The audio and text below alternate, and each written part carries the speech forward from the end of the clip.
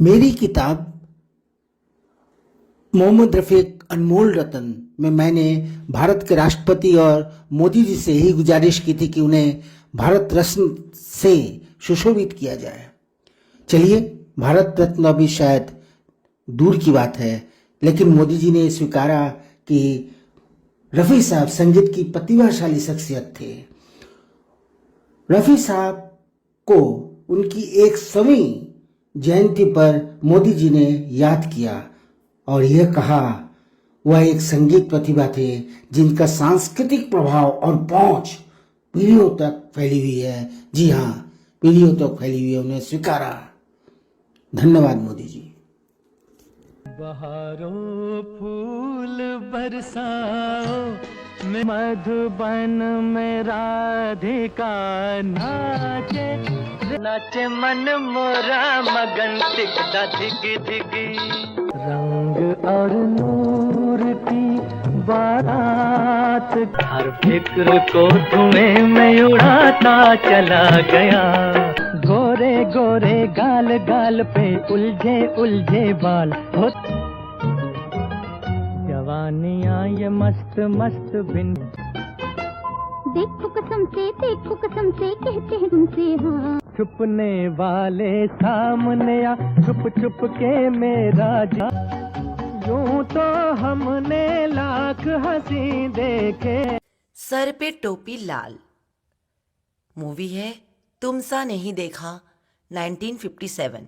Star cast Shammi Kapoor, Amita, प्राण।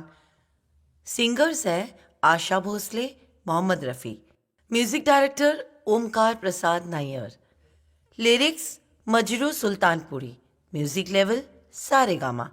आज हम आपसे एक ऐसी फिल्म के बारे में चर्चा करेंगे जिसमें देव साहब ने काम करने से मना कर दिया।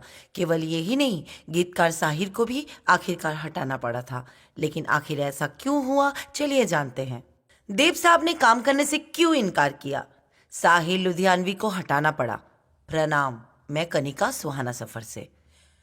दोस्तों, आज मैं चर्चा करूंगी रफ़ी साहब के गाए एक सुपर डुपर हिट फिल्म और उसके सुपर हिट गाने के बारे में। और चर्चा इस बात पर भी करेंगे कि इस फिल्म को कंप्लीट करने के लिए कुछ कलाकारों को आखिरकार क्यों बदलना पड़ा था।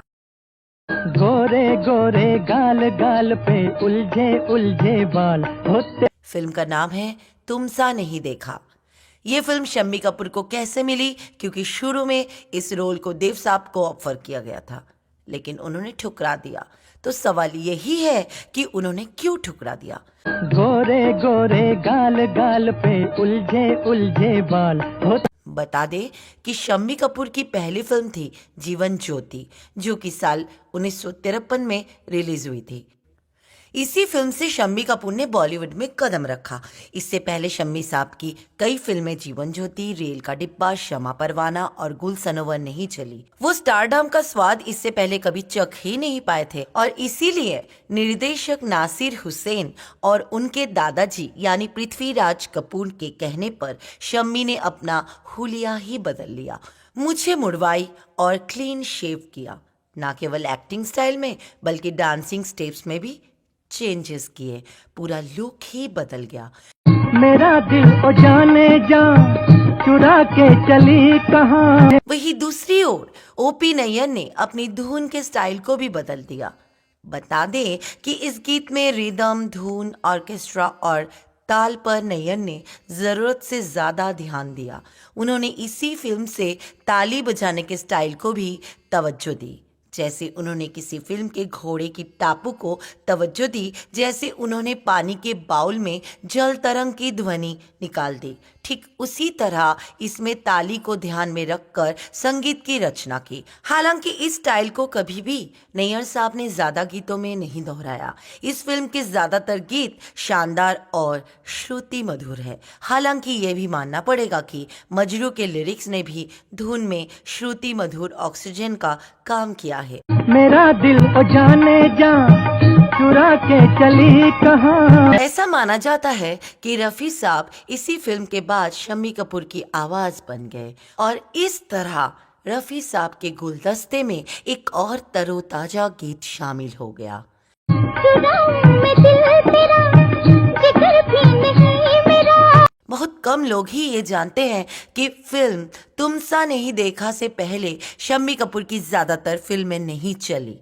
इसलिए नासिर साहब चाहते थे कि फिल्म में देव साहब को लिया जाए और दरअसल इसीलिए सबसे पहले देवानंद को ये रोल ऑफर भी किया गया था, लेकिन देव साहब ने ये कहते हुए मना कर दिया कि उनके पास डेट्स ही नहीं हैं। चुराऊं मैं दिल तेरा, जिगर भी नहीं मेरा।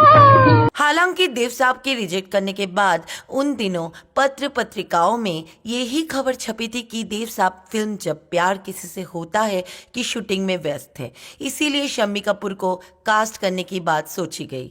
वहीं दूसरी ओर ये खबर भी छपी थी कि देव साहब नासिर से खफा है, इसलिए उन्होंने मना कर दिया। लेकिन सच ये था कि वो वैजंतीमाला के साथ काम इसलिए नहीं करना चाहते थे क्योंकि वैजंतीमाला फिल्म देवदास के रिलीज के बाद तब तक सुर्खियों में आ चुकी थी। बहकी बहकी चाल चाल हाय लटके जैसे डाल ओ तेरा। सो देव साहब के मना करने के बाद निर्देशक नासिर हुसैन दुविधा में इसलिए पड़ गए थे क्योंकि उन्होंने देवानंद और वैजंतीमाला को पहले ही स्क्रिप्ट पढ़वा दी थी। इसलिए उन्हें एहसास हो गया कि अब वैजंतीमाला और शम्मी कपूर की जोड़ी को लोग पसंद नहीं करेंगे और इसलिए उन्होंने वैजंतीमाला के बदले एक नए हीरोइन को कास्ट करने का प्लान किया। उन्होंने कुछ लोगों से बात की, निर्माता तोलाराम से भी इस बात की चर्चा की गई।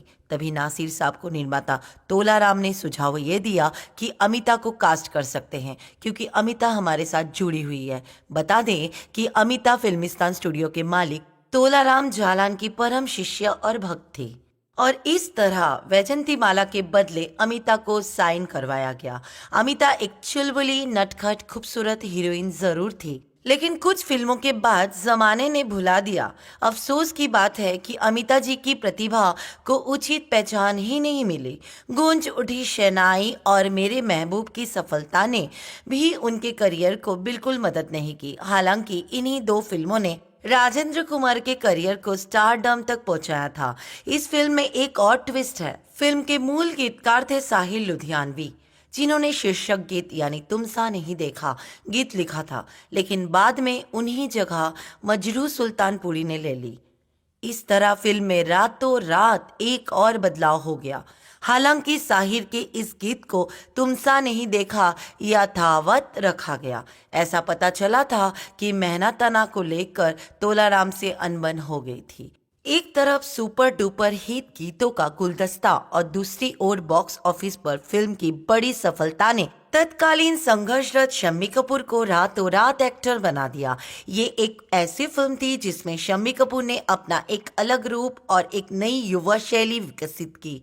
कह सकते हैं कि ये उनकी पहली फिल्म थी जिसने उन्हें इस शैली में अभिनय करने के लिए 100% प्रेरित किया। फिल्म में लोकप्रिय खलनायक और चरित्र अभिनेता प्राण ने भी कमाल की एक्टिंग की है। संगीतकार ओपी नैयर की मस्त धुन और मजरू के बोल ने संगीत प्रेमियों को श्रुति मधुर संगीत से तरबतर कर दिया। जी हाँ, लोगों को संगीत से नहला दिया। खासकर इस गीत ने 1957 में आई थी। ये फिल्म रोमांस और संगीत पर आधारित एक बेहतरीन फिल्म है। ये जिसे फिल्मिस्तान के नासिर हुसैन ने लिखा है और निर्देशन भी किया है। शशाधर मुखर्जी थे इस फिल्म के निर्माता।